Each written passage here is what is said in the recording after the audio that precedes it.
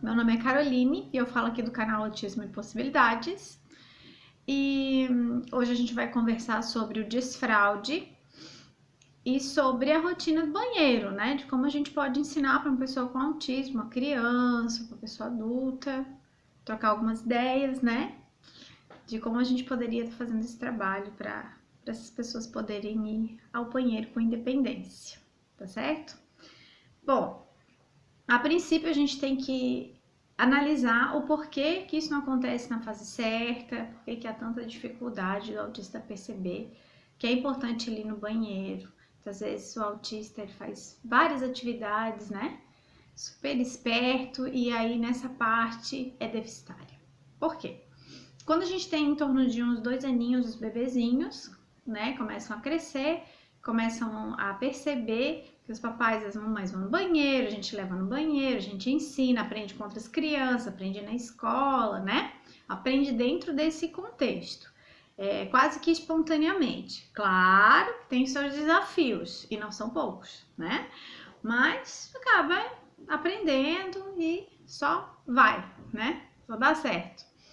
Mas com autismo a gente tem esse déficit na imitação, lembra? Muito bem, a gente lembra, né? Então, o que acontece? Eles não incorporam isso assim, meio que naturalmente. Então, a gente tem que fazer de uma maneira que eles consigam entender. Não adianta a gente brigar nem ficar nervoso, isso não vai ajudar, né? A gente tem que ficar muito calmo, muito tranquilinho para a gente poder ensinar. Como a gente poderia ensinar? Vamos pensar aqui? Você já sabia que a forma visual é a forma mais fácil de ensinar uma pessoa com autismo? Na verdade, a gente também, qualquer pessoa, né? Quando a gente recebe uma informação visual, a gente recebe uma informação já prontinha. A gente só tem que olhar, ter aquela relação de significado com aquela imagem, né? Entender que aquela imagem significa determinada função, tá? Muito bem. Então, o que a gente pode fazer? A gente pode fazer esse ensinamento para as pessoas com autismo, desde criança até adulto, com imagens, facilita bastante.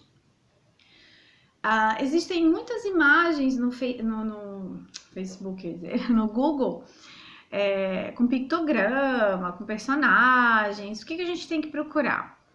Uma imagem que tem a ver com a criança. Às vezes a criança é muito pequenininha, a gente pode pegar uma imagem de um personagem, se tiver, ou de uma criancinha, um menino, uma menina, né?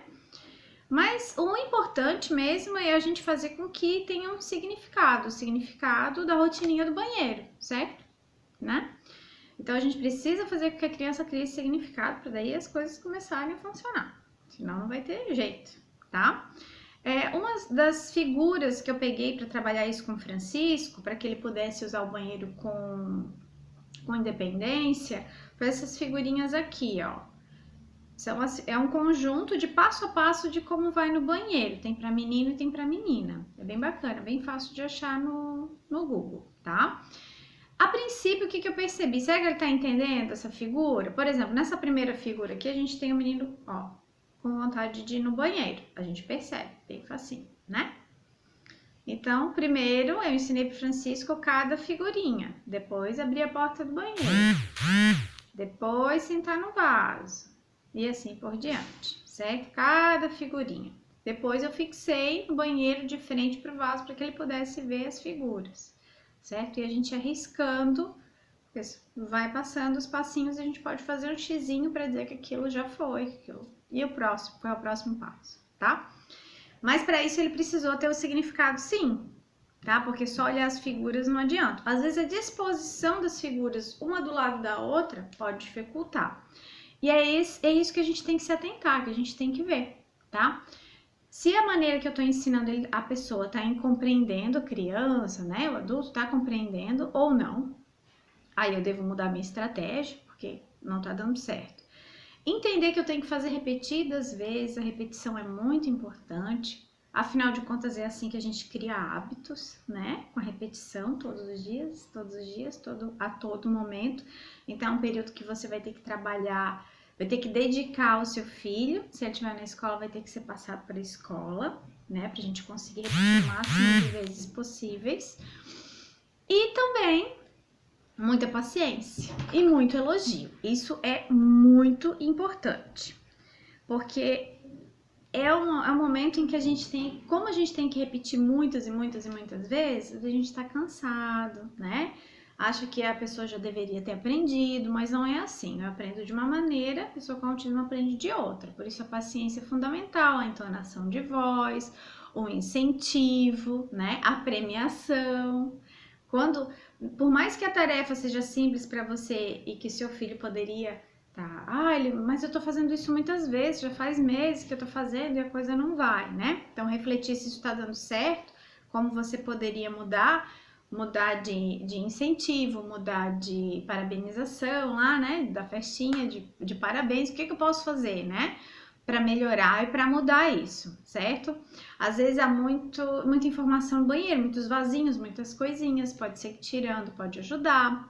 O medo do vaso sanitário é uma coisa comum para as crianças pequenininhas, elas nem conseguem às vezes alcançar o pé no chão, o apoio pode ajudar, né? Uma musiquinha, alguma coisa assim.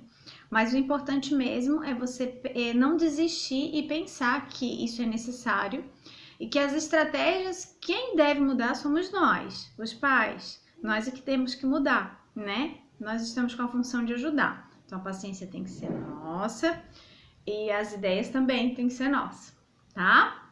Mas é importante que às vezes não converse com a criança só na hora de ir no banheiro, conversar um pouquinho antes de dormir, tem aquele tempinho de assimilação, tempinho que a criança vai ficar pensando sobre o assunto que vocês estão conversando, historinhas podem ajudar, vídeos podem ajudar, certo? Então assim, não tem como a gente só pegar um monte de figura, colocar e achar que isso já vai dar um resultado rápido, tá? Então, a ideia é não desistir, a persistência, mudar de estratégia se for preciso. Realmente, se isso não está acontecendo, né? Esse entendimento não está acontecendo, é preciso a gente refletir sobre, tá? E ficar bem calminho, se é possível sim, mas demora um pouquinho, demora. Não tem como ser rápido, realmente demora. E às vezes você pode também surpreender, ser super rápido, tá? Nesse passo a passo aqui, por exemplo, a gente tem a vontade de ir no banheiro, né? Daí, como eu já mostrei, abrindo a porta, sentando no vaso. Pense que só nesses 3 passinhos já é muita coisa, né? Você sente a vontade, você ir até o banheiro, você abrir a porta, você abaixar a calça. Muitas vezes a gente percebe que a criança nem abaixa a calça. Ela não tem esse insight que tem que abaixar a calça. É bem simples pra gente, mas pra pessoa com autismo não, senão ela já teria feito. Né? O que é óbvio pra gente nem sempre é óbvio para outra pessoa. É isso que a gente tem que pensar. Então, a gente pode começar usando apenas 3 passinhos. Primeiro eu vou ensinar essas 3 situações, né? E depois eu ensino os próximos passos, que é fazer higiene, né? Lavar a mão. Posso insistir com essas figuras depois, mas a princípio eu vou fazer um pouquinho de cada, tá? Devagarzinho para que a coisa seja bem tranquilo para os dois, senão fica muita informação, né?